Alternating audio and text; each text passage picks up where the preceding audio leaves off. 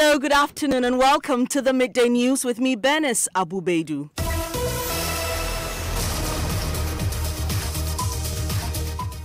This bulletin is coming to you live from our studios here at Kokomlemle in a Crown digital address GA0993341.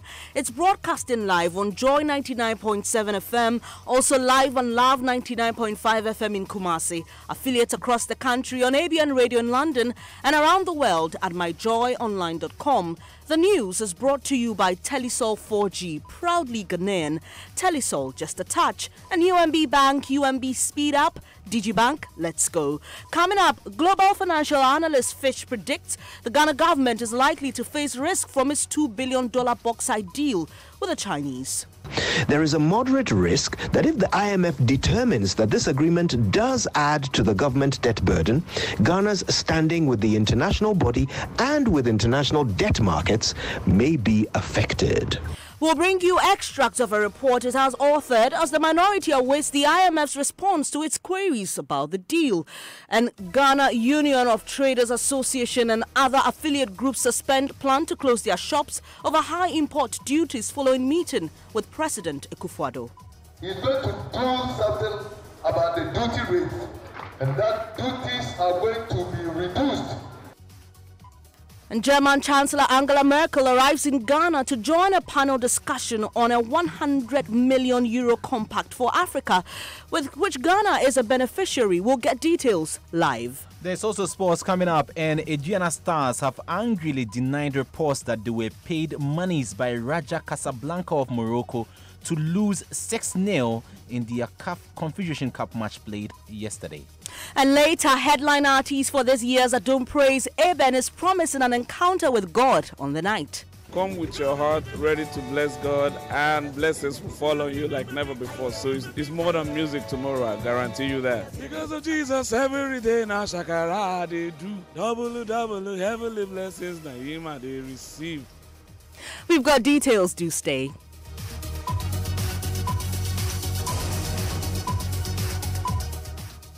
Thanks for your company. The details now. Global financial analyst Fitch is predicting the Ghanaian government is likely to face risks from its $2 billion bauxite deal with the Chinese. Last month, Parliament approved $500 million for phase one of the deal that will see roads constructed by Chinese firm Sinohydro as government pays back with bauxite.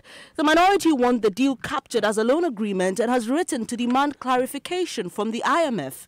A report dated August 28, 2018 and authored by Fitch Solutions Macro Research indicates there are some potential long-term political risks for the Ghanaian government stemming from the agreement with Sinohydro. Michael Kojo Yangson joins me in the studio with extracts of that report. Share the details with us, Kojo. Certainly. Now, the report says that the barter agreement between Ghana and Sinohydro will see the latter develop infrastructure in exchange for refined bauxite. Most of the details of the deal are not yet public, and although it is likely to be a boon for economic growth, this project carries some political risk. The opposition are demanding that the IMF investigate the agreement and insist that it be considered an addition to the debt burden. There is a moderate risk that if the IMF determines that this agreement does add to the government debt burden, Ghana's standing with the international body and with international debt markets may be affected.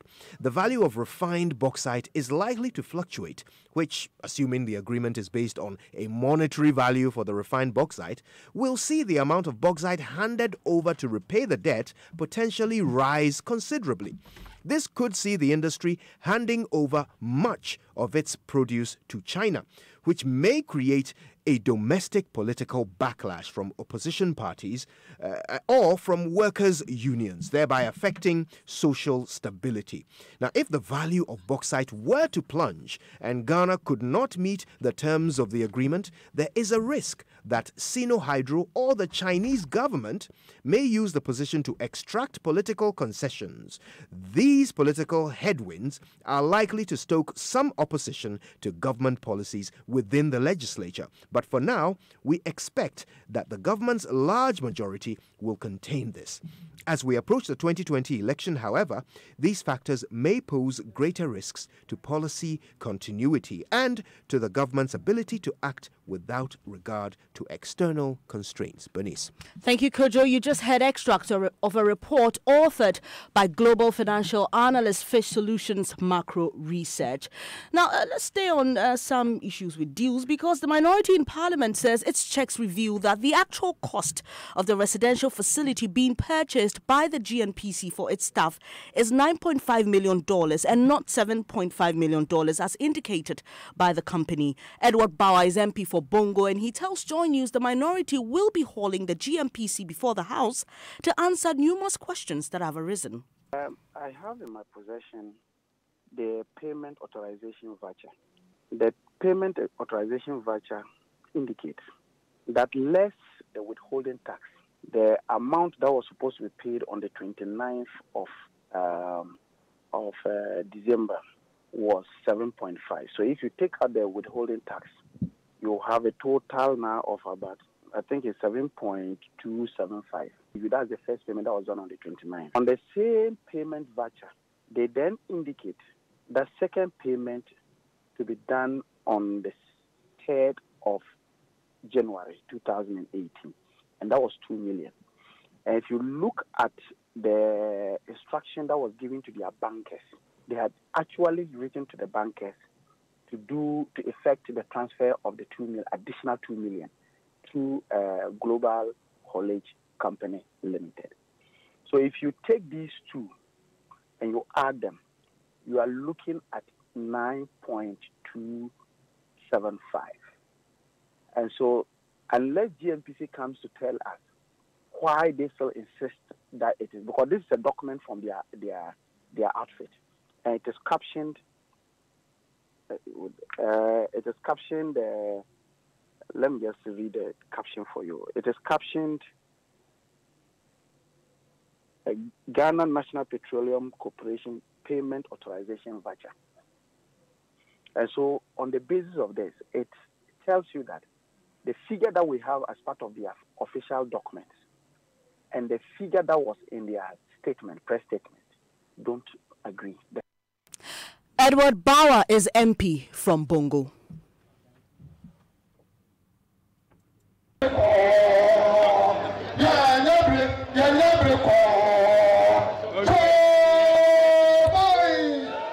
Sounds of traders, exporters and importers expressing their displeasure over the planned cargo tracking note system earlier today. This comes as the Ghana Union of Traders Association, GUTA, and other affiliate trading groups have put on hold their decision to close their shops from Monday. The traders say they arrived at the decision after President Akufo-Addo in a meeting on Wednesday assured them government will reduce what they say are high import duties and that there will be no charges applicable to the implementation of the cargo tracking note now or in future. The planned cargo tracking note at Ghana's ports, among others, is expected to maximize government's revenue and monitor import traffic into the country, but some importers say it's a disincentive to their business. Dr. Joseph Obeng is president of GUTA. He's going to do something about the duty rates, and that duties are going to be reduced. The rate of duties is going to be reduced.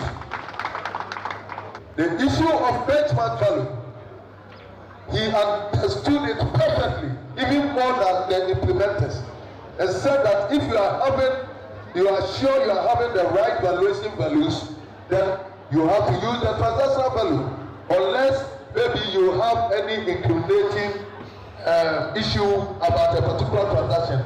And that benchmark values, as you are going to present, is going to be used. No more discretions at the port. That was Dr. Joseph Obeng, GUTA president. My colleague Maxwell Agbagba is at that news conference and joins me live. Maxwell, what exactly does the group say they got the president to agree to, for which reason they've called off their strike? Well, Bennett, members of the Ghana Union of Traders Association say at the meeting with the president yesterday, they told him that a lot of their members are not making profits because of high import duty coupled with the woes of high exchange rates. They also told him about their misgivings about the cargo tracking notes to be rolled out from September 1. They told the president there was no broader consultation on the subject and their members are in the dark.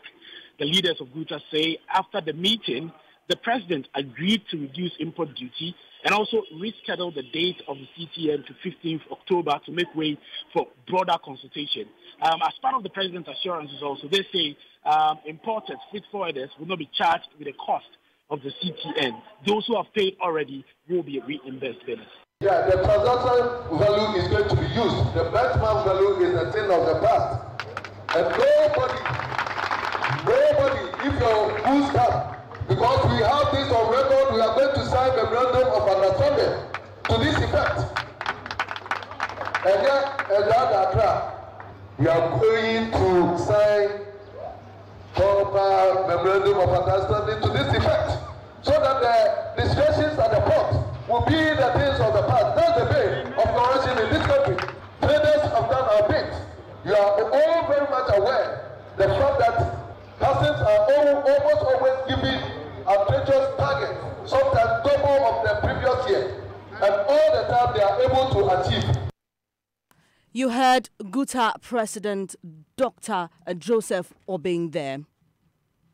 Now, founder of the defunct National Reform Party has officially declared his intention to run for the NDC's flag bearership position. Earlier, Augustus Gusitano presented his letter of intent to the national executive of the party. Mr. Tano was clad in white and accompanied by several supporters who've been telling Joy News why he should lead the party. My colleague Parker Wilson is at that particular event and will bring you more on this later on. And German Chancellor Angela Merkel has arrived in Ghana to begin a day's visit. She's expected to hold discussions with President Akufo-Addo on migration, trade and investment, and later join a panel discussion on the 100 million euro compact for Africa, when Ghana, which Ghana is a beneficiary. Presidential correspondent Elton Brobe is at that particular event, and he'll be also bringing us updates on that.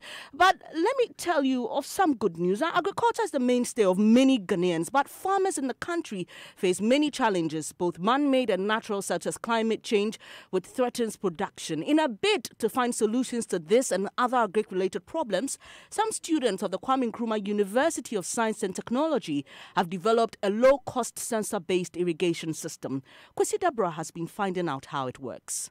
In its operation, it utilizes feedback from 3 sensors to determine the suitable time of day for irrigation, the moisture levels of the field to be irrigated, as well as the availability of the water intended for irrigation. We'll have to just make the necessary provision regarding the installation into the farmer's existing irrigation unit, and then the unit or the controller would then take over the irrigation process.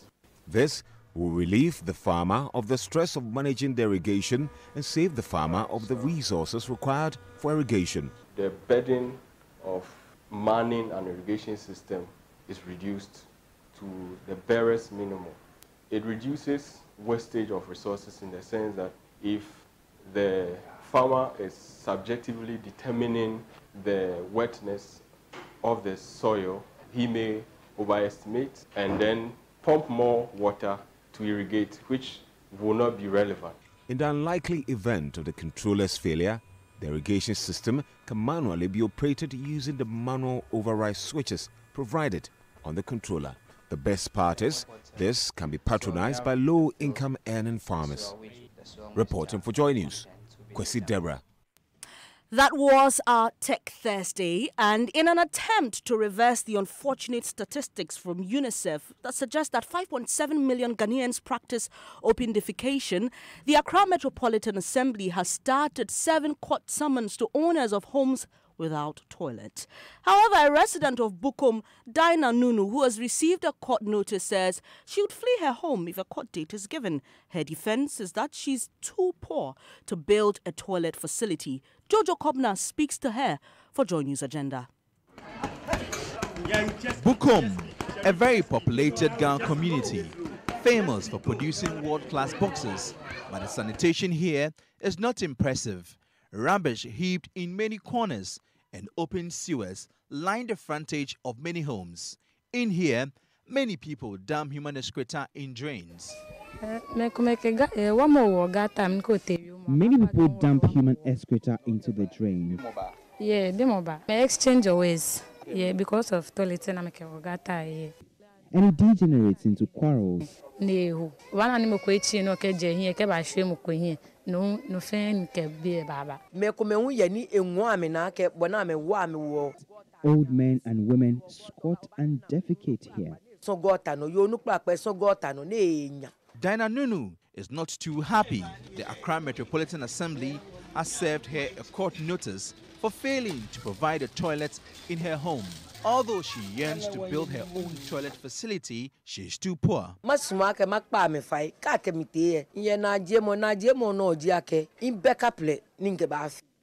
am poor. That will be my answer. When I am hauled before the courts, I would flee when I am summoned before the court. The Accra mayor is my relative. We approached him to help us, and he agreed. Jojo Kobna with today's edition of Joy News Agenda. You're listening to the Midday News on Joy 99.7 FM. Still to come, headline artist for this year's Adum Praise, Eben, is promising an encounter with God on the night. Come with your heart ready to bless God, and blessings will follow you like never before. So it's more than music tomorrow, I guarantee you that. Because of Jesus, every day now Shakara they do. Double, heavenly blessings, Naima they receive. That is a sweet sound of excellence. That is the sound from Mac. Yes, Mac Ghana is the #1 distributor of the world's best quality Isuzu and Chevrolet vehicles in Ghana. Isuzu trucks from 1.5 tons to heavy-duty vehicles. Isuzu buses from 15 to 33 seaters, double and single cabin pickup, available in automatic and manual transmissions. We also stock a wide range of Chevy cars, from SUVs, sedans, and small cars, fully loaded with exquisite specifications. All our range of vehicles stand out due to its high fuel efficiency, safety, luxury, spacious interior, world-class delivery, and after-sales servicing. What's more, we offer flexible payment terms to meet your pocket. Mark Ghana is a sole distributor for Isuzu trucks and pickups, as well as all range of Chevrolet cars in Ghana. Call us on 0302-813-919 in Accra or 0242-039-550 in Kumasi. Visit our website markghana.com. Mark Ghana, with you for the long run.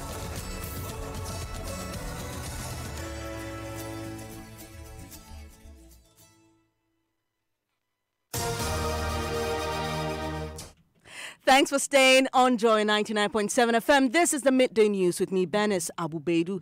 Ahead in this bulletin, founder of defunct National Reform Party officially declares his intention to run for the NDC's flag bearership. We'll bring you details. But before, German Chancellor Angela Merkel has arrived in Ghana to begin a day's visit. She's expected to hold discussions with President Akufo-Addo on migration, trade and investment, and later join a panel discussion on the €100 million compact for Africa, which Ghana is a beneficiary.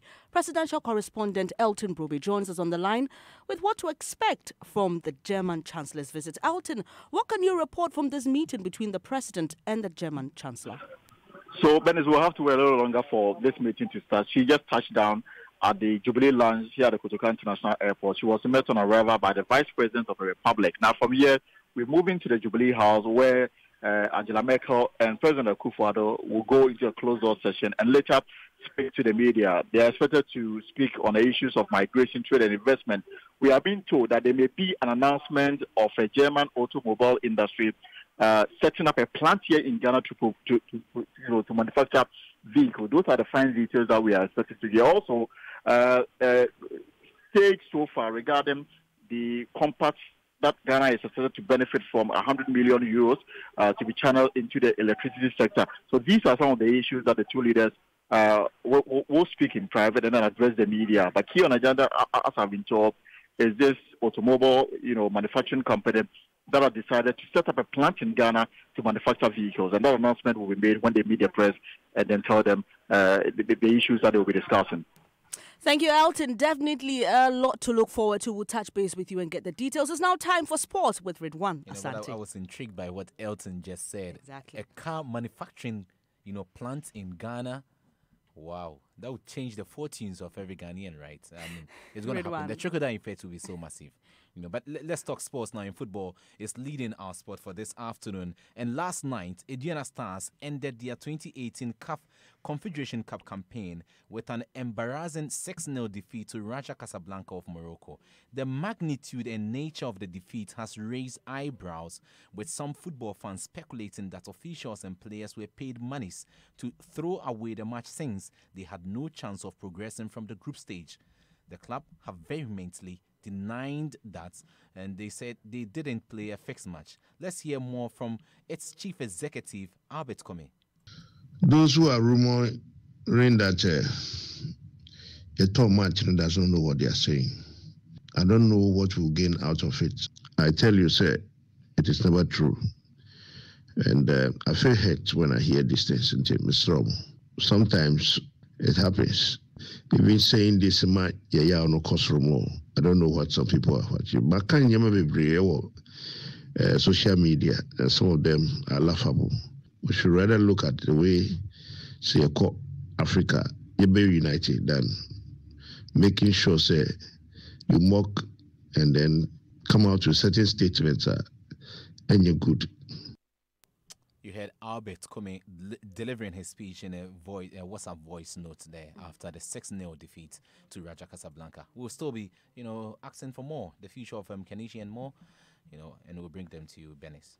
Thank you, Ridwan. Now, founder of the defunct National Reform Party has officially declared his intention to run for the NDC's flag bearership.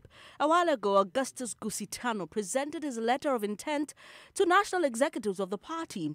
Mr. Tano was clad in white and accompanied by several supporters who've been telling Joy News why he should lead the party. He supports Honorable Gusitano to inform the party about his intention to contest for the flag bearership of the party.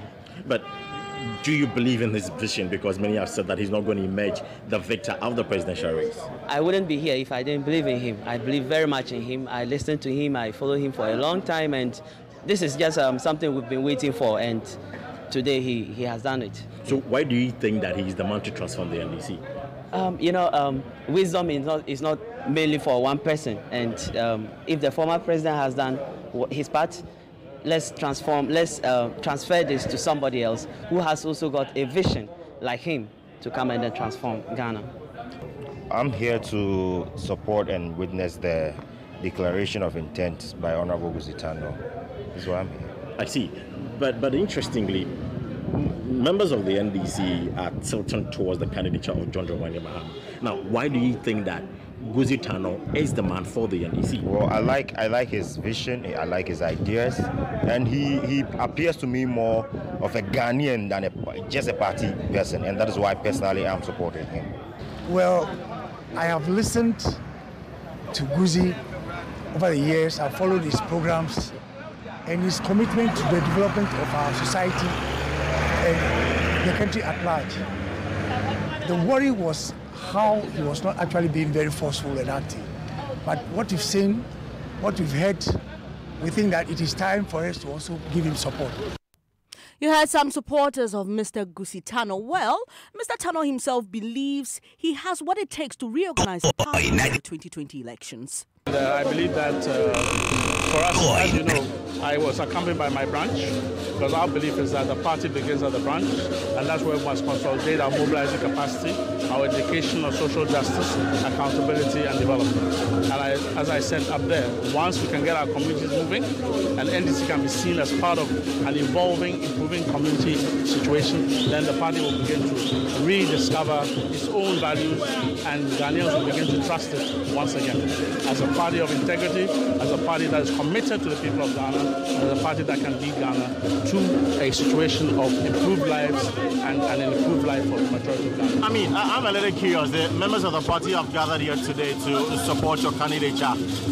In my own view, and if I'm not wrong, they don't even add up to 1% of the delegates who are going to vote in the general election. Yeah, but and I'm saying this on the background that when John Dramani Mahama sent a delegation to submit a letter of intent, the party, here was full to capacity. Let me explain something. We don't rent crowds. We don't do that. All that we did was to come and handle. In fact, I wanted to come alone, but there are people that let's. So are you suggesting John Dramani Mahama rented crowds? I have no idea. All I'm just telling you is that people came here of their own volition. So who is this man Augustus Gusitano and what are his chances in this race? Here's some analysis by my Joy Online editor, Malik Dabu. Gusitano, a fine gentleman, well-spoken, Rawlings confident. This man is a remnant of the Rawlings assembly of great, strong, charismatic men who dominated Ghana's politics in the Rawlings days. Gusitano almost felt entitled to the presidency, a natural successor after the nearly 2 decades-long rule of his close pal, Mr. Rawlings. That was some analysis by my Joy Online editor, Malik Dabu. Then our government says backing out of the plan to have a national cathedral is not a likely option. Deputy Minister for Chieftaincy and Religious Affairs, Paul Asian, tells Joy News the nation stands to benefit so much once the cathedral is built.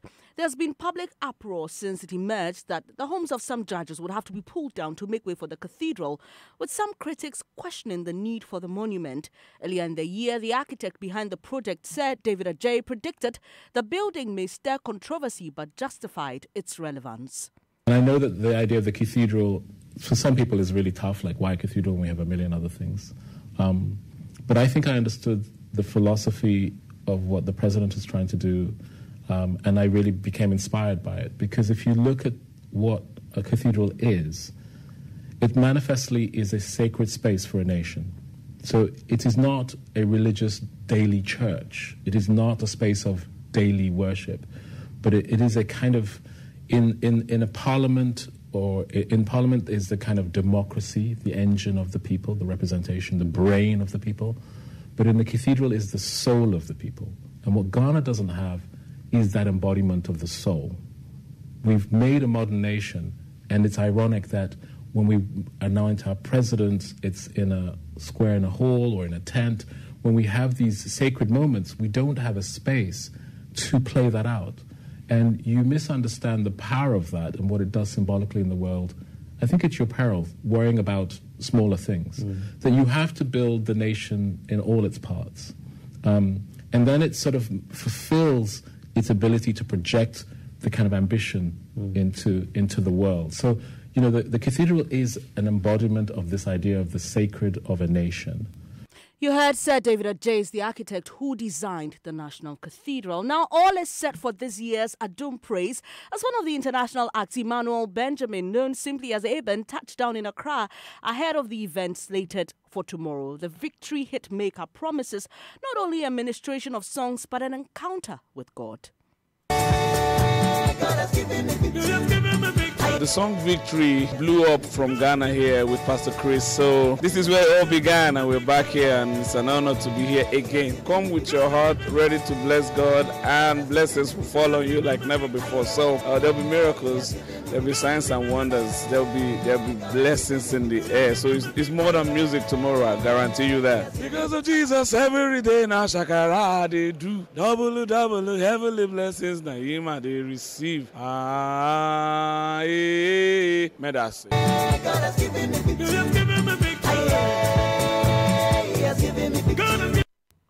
To get your tickets here at Joy FM Airport Shell Bachana Total Community 11 number 12 number 2 Shell. Do make a date with us tomorrow for Adum Praise, and apologies for that analysis on Gusitano that was cut short. We'll bring you the full report in subsequent bulletins. It's now time to know what's trending with Mapito CBD. Hi Bernice, so hashtag Thunder is trending. Let's listen to it.